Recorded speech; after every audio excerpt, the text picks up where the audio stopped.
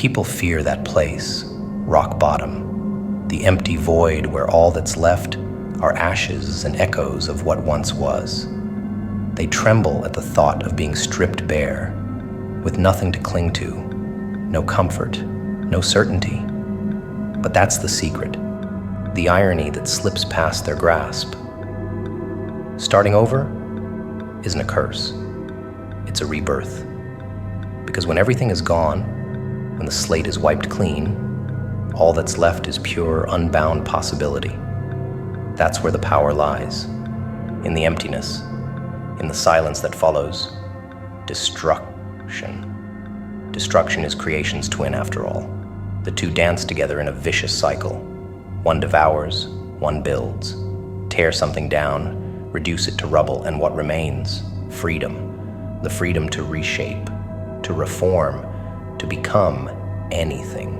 The world's rules no longer apply when you're standing in the ruins of your former self, because starting from zero means you've been unshackled from what you used to be. It's a liberation most people can't comprehend. They cling desperately to their old lives, their crumbling comforts, not realizing the beauty that lies in the nothingness. The beauty of starting from zero is that you become the architect.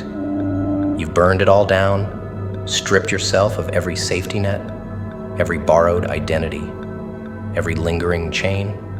There's nothing left to protect, nothing left to lose. And in that desolation, there's purity.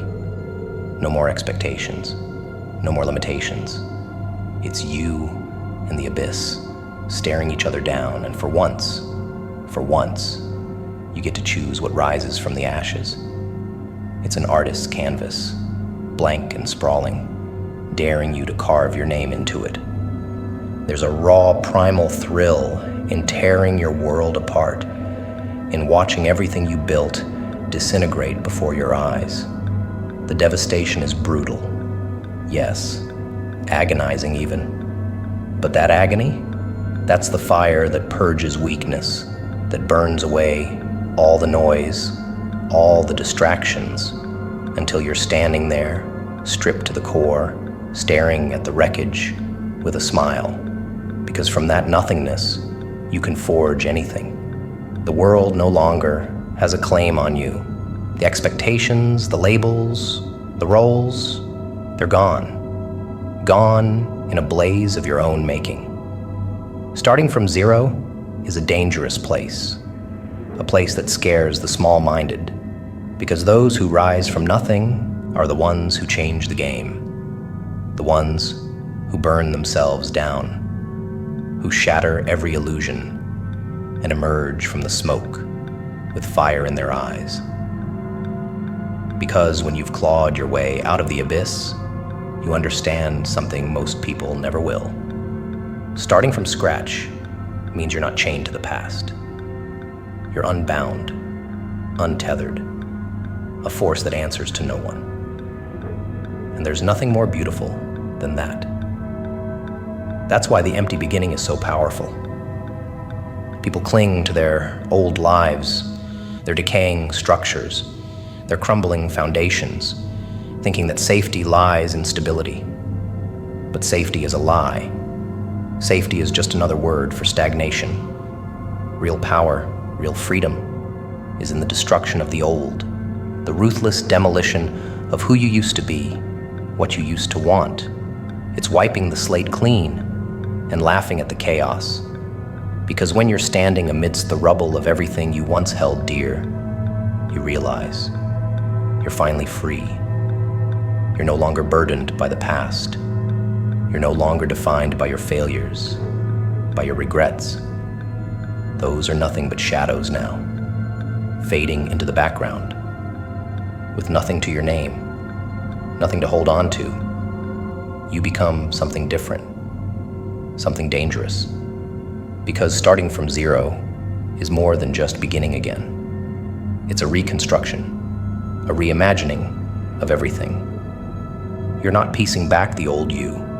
You're creating a new force entirely, sculpting yourself out of the ruins, stronger, sharper, a creature that survived the void and thrived in it. And the beauty, the real beauty, is that there are no rules in the void. You get to decide what you become. What rises from the ashes is only limited by how much imagination you dare to wield. You can build yourself up again, brick by brutal brick, crafting something that's never existed before. A version of yourself that no one else can predict, no one else can control. Because starting from zero isn't about recovering. It's about evolution. It's about stepping out of the ruins with a grin, dusting off the ashes, and choosing to be something new. But not everyone can handle that. Most fear the void, fear the emptiness, the lack of structure. They want their safe, predictable lines. But the void is where the true creators dwell. The ones who don't just want to rebuild the same brittle towers. The ones who want to set the whole damn world on fire and forge it anew. And that's the real beauty of starting from nothing. There's no guilt, no shame, just potential. Unfiltered, limitless potential. Do what you can with what you have, where you are. The law of three, the simplest rule, the deadliest weapon. Most people think power is in abundance, in wealth, in resources, in connections. But that's where they're blind.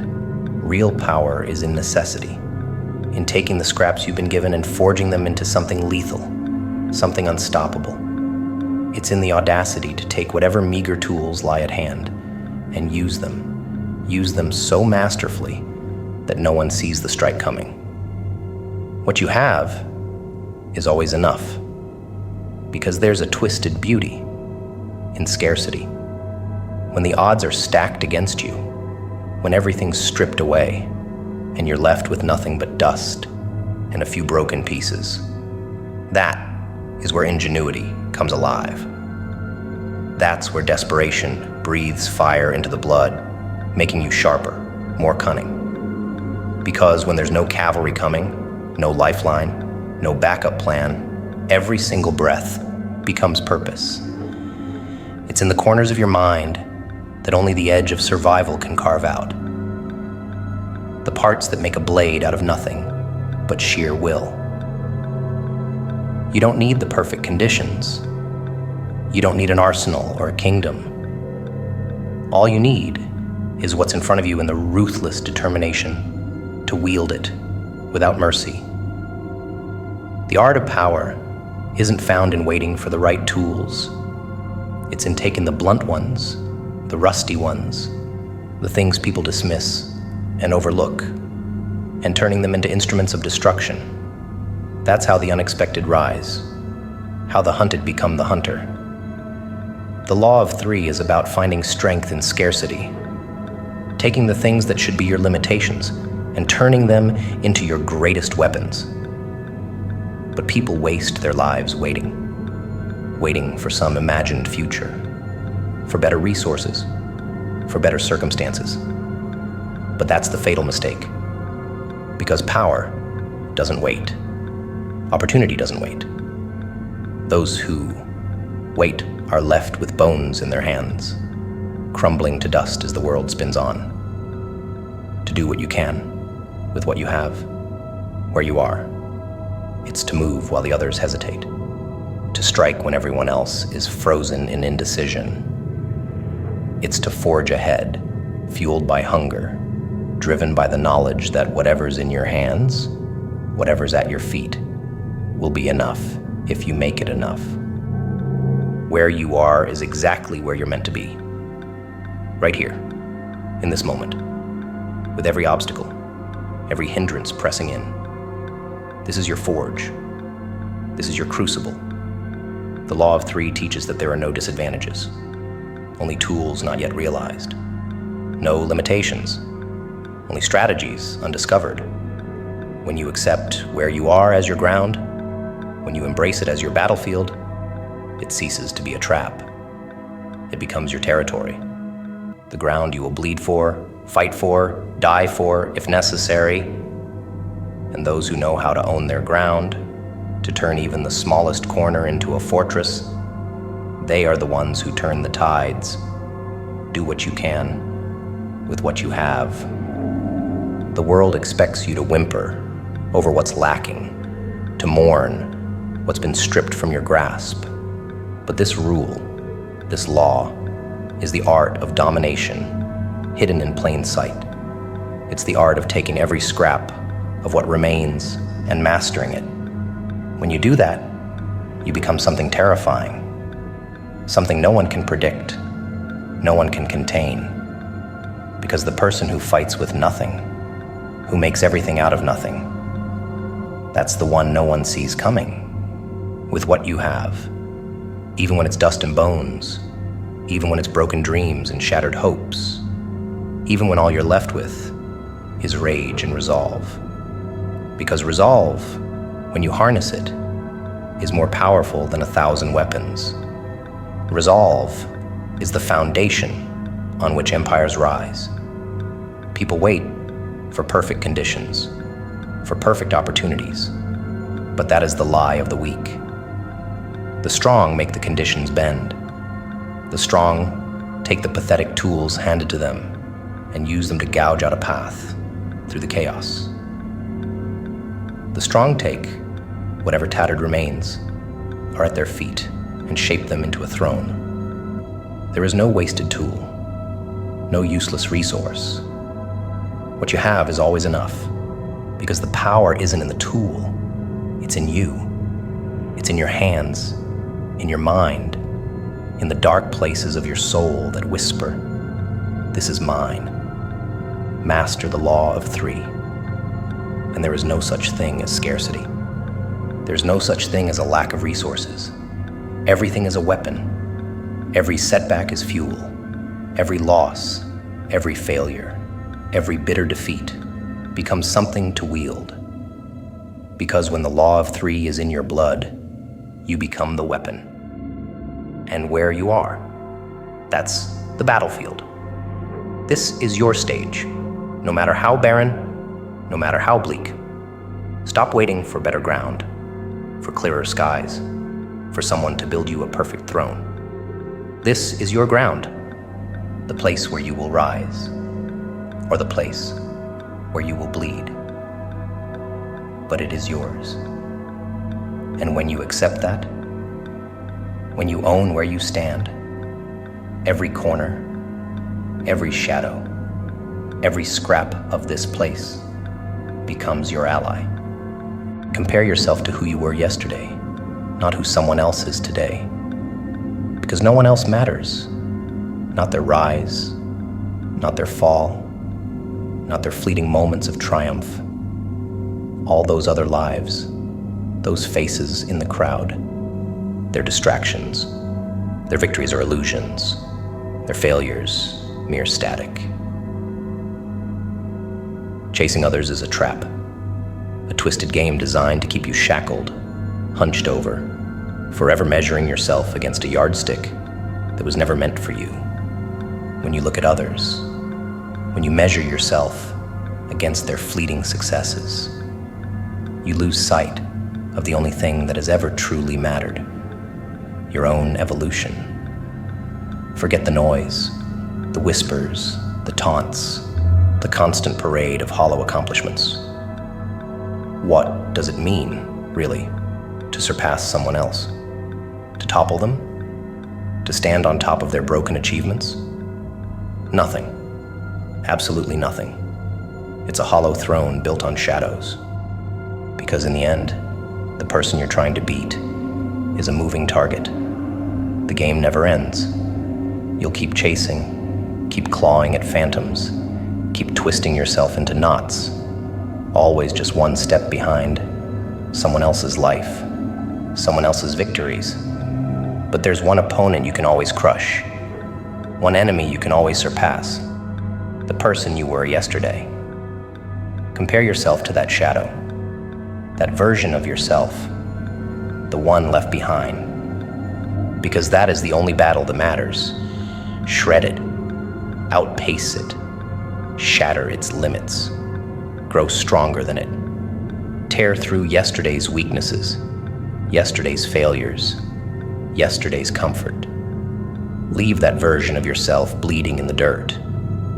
Every day is a chance to become something new, something more. And the only way to rise, truly rise, is to obliterate what you were before. That's where real power lies.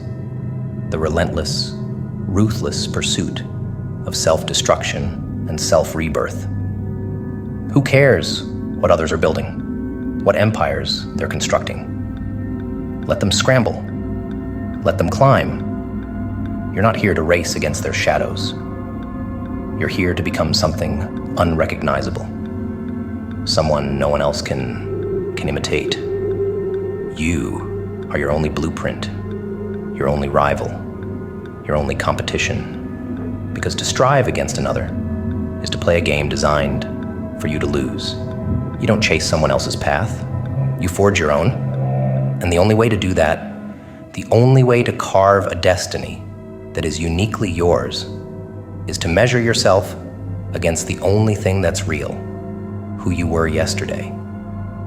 There's a raw, savage pleasure in that. The satisfaction of looking back and saying, listen, this is what I was, and now I'm something far greater. The others can keep playing their games and keep boasting about their accomplishments.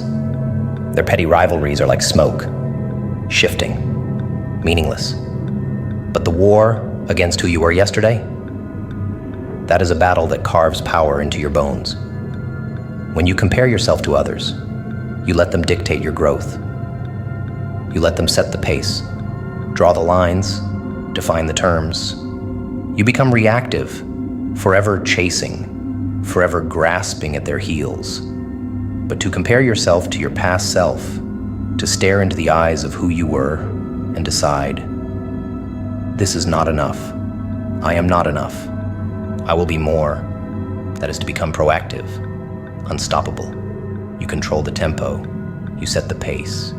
You define what victory looks like. And with every new dawn, every new breath, you have the power to leave yesterday's self choking on dust, a relic of what used to be. The world trains you to envy, to crave what others have, to stretch yourself thin, trying to snatch up their scraps. But real power isn't found in their games. It's found in transformation. It's found in building yourself up from the ground, again and again, tearing through every weakness, every flaw, until there is nothing left but raw, unyielding force.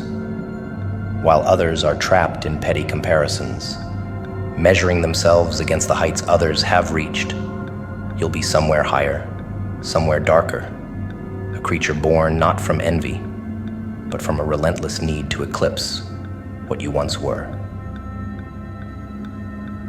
Look at who you were yesterday. Look at that fragile, weaker version of yourself. See the cracks, the flaws, the limitations, and then destroy it, rip it apart, surpass it in every way possible.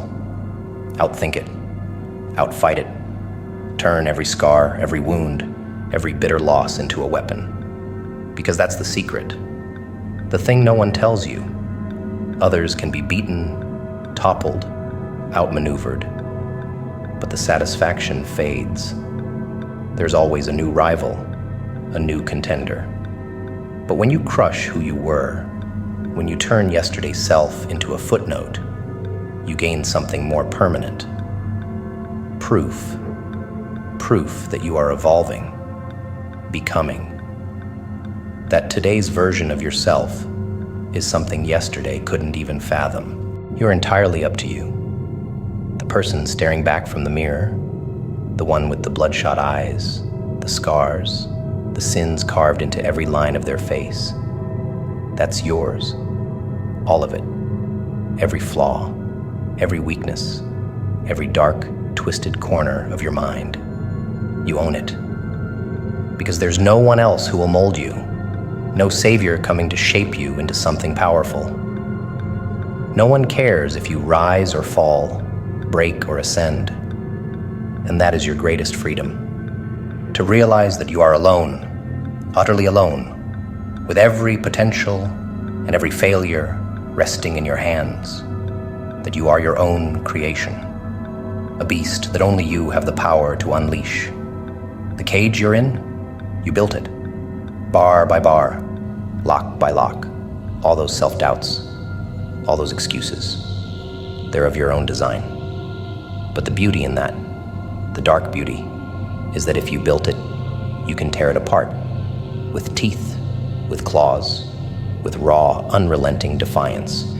You can tear down every shackle, because who you are now is just a product of what you've allowed yourself to become. A product of compromise, a product of limits imposed from within. And the moment you choose to defy it, to reject every chain you've laid on yourself, everything shifts. Everything.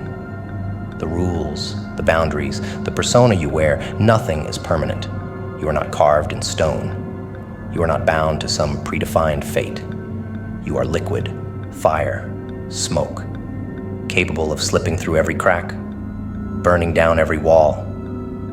You can reinvent yourself over and over until the version that steps forth is so unrecognizable, so utterly transformed that the world trembles, because the power to change is already within you, buried in the dark places you've been taught to fear. No one else has a say in what you become. That's the delicious, terrifying secret. No one else's opinions, no one else's judgments, no one else's rules matter. What the world thinks you should be, what it tries to shape you into, all of it is irrelevant. It has no weight, no consequence unless you give it power.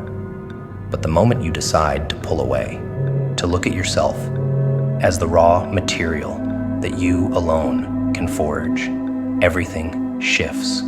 You are entirely up to you, your potential, your choices, the monstrosity or majesty you become. No one else owns it. There's no divine force guiding your hand, no fate scripting out your life. It's just you, every scar, every failure, every battle, your design. And every time you bleed, every time you break, you have the chance to choose what that pain shapes you into. You can let it crush you, grind you into dust, or you can take the agony, the defeat, and mold it into iron, an unbreakable foundation for something more. There's no point in looking to others, in seeking out validation, in asking for permission. Stop waiting for someone to come along and give you the key to your own cage. It's already in your hands. Every weakness you hate, every flaw you try to hide, every shadow you've been taught to shy away from, they're all fuel. They're all tools. You are not here to fit into some predefined shape, to be what the world demands. You are here to define yourself, to cut away what's useless, to burn down what's hollow, until all that's left is something pure, something that you have sculpted out of the darkness. People spend their lives looking outward, trying to find who they're supposed to be in the eyes of others. But you are a creator, an artist painting with your own blood, your own soul. There's no one else to blame, no one else to depend on. The power is yours, entirely. And that's where your freedom lies. It's terrifying. Yes, knowing that every failure, every success, every broken piece is on your shoulders. But it's also liberating, because when you accept that, when you embrace that darkness, when you let go of every illusion, you become something unstoppable. What you are today, every scar, every sin, is only the starting point. Your starting point. A canvas soaked in blood and regret? Yes, but still a canvas. And every choice, every action, carves something new into it. Every day is a chance to scrape away the rot, to reshape the bones, to tear away what no longer serves and replace it with something vicious. Every failure, every loss is just more material to work with, more clay for your hands to shape. You are your own creation, and no one else has the power to dictate what that creation looks like. You can build yourself up as high as you want, or you can tear yourself apart, burn it all down, and start again. It's all yours. The failures, the power, the destruction. And that is where your greatness lies. Because when you realize that everything comes from within, there are no more chains, no more limits, no more cages that can hold you.